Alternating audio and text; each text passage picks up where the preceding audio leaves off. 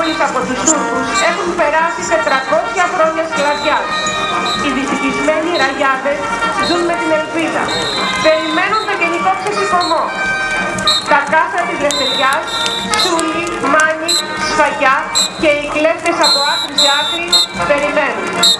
Μπροστά μας ο Σύλλογος Ποντίων Εύξηνος Πόντος Πρέσβη Ηρακλείου και ακολουθεί ο Σύλλογος Αλασσατιανών Ηρακλείου.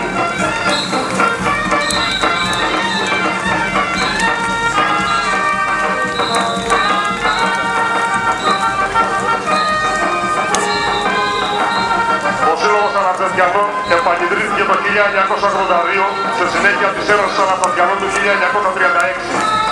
Σκοπός του Συλλόγου είναι η διατήρηση και διάδοση της πολιτισμικής κληρονομιάς των Αλασσάτων, της Ερυθρέας και Εξωγήσου της Μικράς Ασίας.